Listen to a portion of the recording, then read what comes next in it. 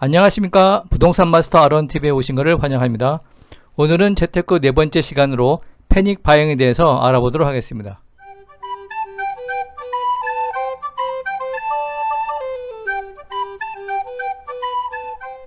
KB국민은행의 8월 월간 주택가격 동향 통계에 따르면 서울 하위 20% 1분위 평균 아파트값은 1년 전 3억 6,049만원에서 2020년 8월 4억 3,076만원으로 19.5%비 급등했습니다. 반면에 상위 20% 5분위 평균 아파트값은 16억 6,633만원에서 18억 8,160만원으로 12.9%에 오르는 데 그쳤습니다. 상승폭은 1분위가 7,028만원, 5분위가 2억 1,527만원으로 집계가 됐습니다. 2년 전과 비교해도 저가 아파트값 상승 속도가 고가 아파트값 상승률을 크게 앞지르고 있습니다. 1분위 평균 가격은 2년 만에 37.8% 1억 1,813만원 올랐지만 5분위는 21.5% 3억 3,350만원 상승했습니다. 불과 1년 전 서울에서 저가 아파트 한 채를 사려다가 미룬 사람은 7천만원을 모아야 집을 살 수 있고 2년 전 미뤘던 사람은 1억 2천만원이 더 필요하게 된 것입니다.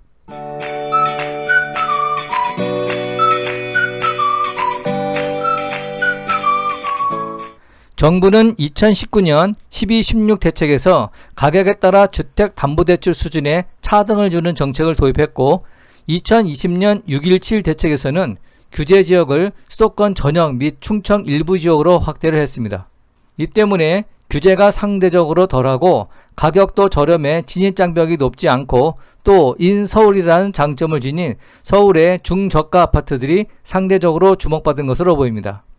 왼쪽의 그래프를 보시게 되면은 파란 선은 상위 20% 평균 매매가를 나타내고 아래쪽에 있는 빨간 선은 하위 20% 평균 매매가를 나타내고 있습니다. 그래프에서 보시게 되면은 2020년 3월부터 상위 20% 평균 매매가는 2020년 6월까지 감소를 하다가 6월부터 상승 곡선을 타고 있고 하위 20% 평균 매매가는 2020년 3월까지 완만하게 상승을 하다가 3월부터 5월까지는 보합세, 5월부터 8월까지 급격하게 상승을 하고 있습니다. 이와 같이 2020년 3월을 기점으로 해서 상위 20% 평균 매매가와 하위 20% 평균 매매가의 격차가 줄어드는 것을 알 수가 있습니다. 이것이 의미하는 것은 하위 20% 평균 매매가가 더 높게 많이 상승했다는 것을 의미합니다.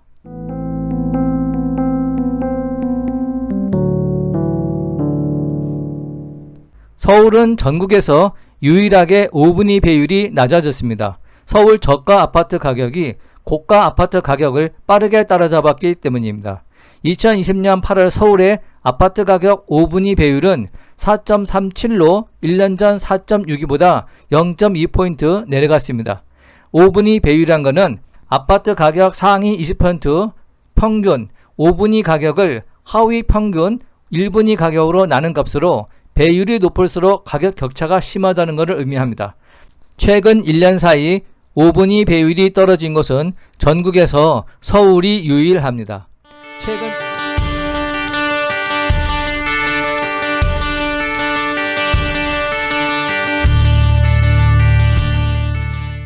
최근 20대와 30대가 영끌이라 하여 서울 집값은 계속 오를 것이다.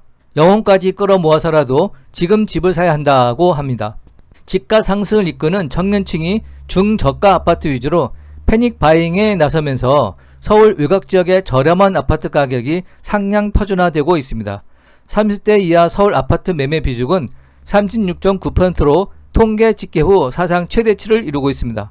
30대는 이미 6월에 23,500채를 매입했고 서울에서만 3,600채의 아파트를 매입하여 5월 1,260채보다 무려 3배 증가했습니다. 7월에는 5,345채를 매입했는데 그 중에서 20대가 562건을 매입할 정도로 20대까지 하향되면서 매입이 크게 늘어나고 있습니다. 이렇게 경제적으로 여력이 없는 30대와 20대까지 아파트 매입에 전념하는 것은 그만큼 공포심이 극에 달한 모습을 나타내고 있는 것입니다.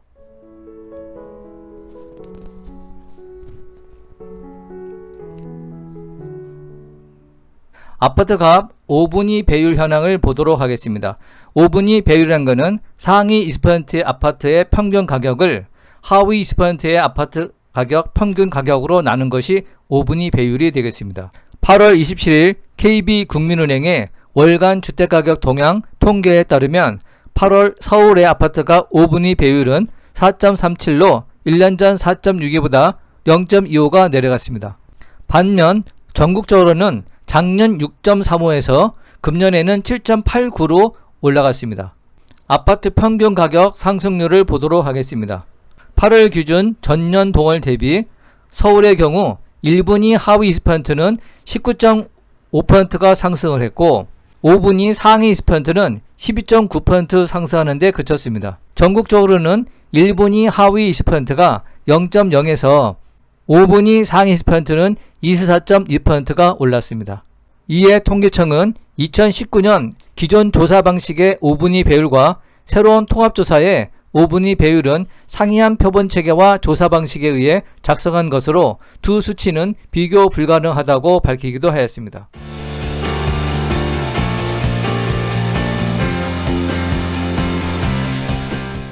(20대) (30대) 젊은 세대들은 서울 외곽지역에서 6억 원 이하 중소형 아파트를 사들였습니다. 구별로 보면은 지난 8월 강서구의 경우 605건으로 전체 1297건의 46.6%를 차지했습니다. 관악구 41.9%, 성북구 41.1%, 구로구 40.9% 등에서도 이 같은 비중이 높았습니다. 또한 강남 3구에서도 매입 비중이 높았습니다. 송파구의 경우 지난 5월 27.4%에서 7월 31.8%로 강남구는 22.5%에서 24.3%, 서초구는 21.5%에서 26.7%로 30대 구매가 대폭 늘어났습니다. 2030 세대의 연끌이 늘면서 대출 규모도 폭증하고 있습니다. 시중은행의 개인 신용대출이 사상 최대 규모인 4조 원이 넘고 주택담보대출도 비슷한 규모로 급증했습니다. 아파트 값이 계속 오르자 청약 가점이 낮은 30대가 지금 아니면 아파트를 마련할 수 없다는, 이러다간 평생 무주택자라는 공포감에 대거 매입을 하는 패닉바잉에 나선 것으로 분석이 됩니다. 베이비붐 세대들의 자녀들인 아파트키드가 살고 싶은 곳은 자가소유 아파트이지 임대주택이나 지분 적립형 주택도 연립주택도 아닙니다. 이러한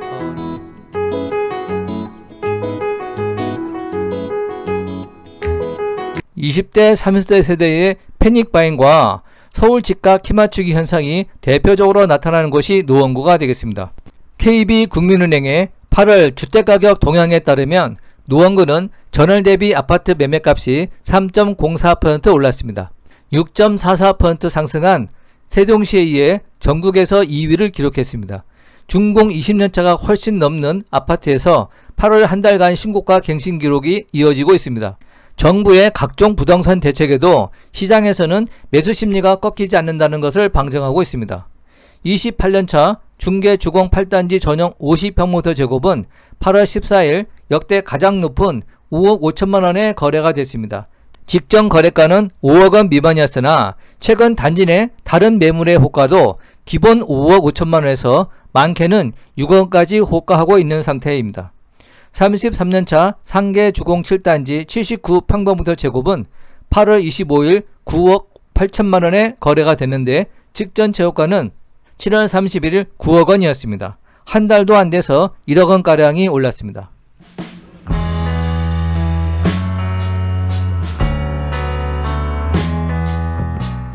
월계동 미룡 미성 3호 3차의 50평미터 제곱 미성아파트 매물도 8월 7일 역대 가장 높은 6억 9,500만원에 팔렸습니다. 32년차 하계동 하계 6단지 장미아파트 40평미터 제곱도 8월 8일 신고가 4억 4천만원에 거래가 됐습니다. 4억 원대에 머물던 이 아파트는 지난 7월 처음으로 4억 1천만원에 거래된 바 있습니다. 노원구 아파트 매매시장의 흐름은 KB 월간 주택가격 동향에 5분위 배율과도 일맥상통하고 있습니다. 아파트 가격 상위 20% 평균 5분위 가격을 하위 20% 1분위 가격으로 나눈 것이 5분위 배율인데 최근 1년 사이 5분위 배율이 떨어진 것은 서울이 전국에서 유일합니다. 그만큼 서울의 저가 아파트 가격 상승이 약진했다는 것을 뜻합니다.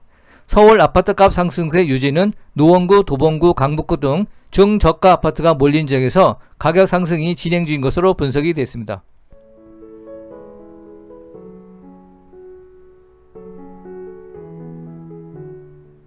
지난 6년간 서울 집값은 아파트 실거래가 기준으로 74% 상승했습니다. 그런데 2020년 7월에 6월보다 148% 오르고 6월에는 5월보다 무려 3배나 급증했습니다.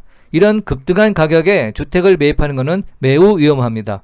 문재인 정부 초기에 집값을 하락시킬 것으로 믿고 지금까지 30대는 내 집 마련을 미루어 왔습니다. 그러나 집값은 가파르게 급등을 지속했습니다. 정부에 대한 신뢰가 무너졌고 집값이 더 상승할 거라는 공포감에 쫓겨 집을 사기 시작한 것이 지금의 패닉바잉입니다.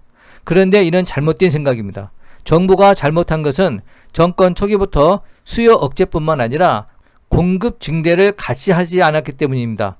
재건축이나 재개발, 신도시 개발 등이 오직 부자들의 불로소득만 준다는 그릇된 생각에서 문제가 됐습니다.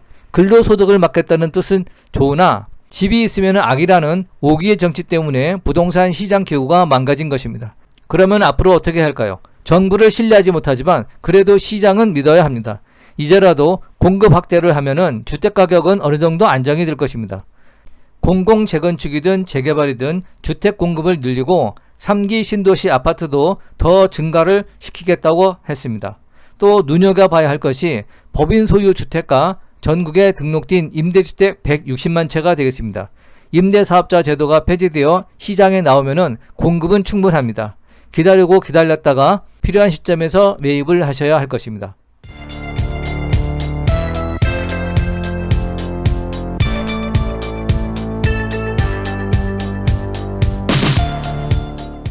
본 강좌가 유용했다면 구독과 좋아요 꾹 눌러주시고 궁금한 점은 댓글을 남겨주시기 바랍니다. 감사합니다.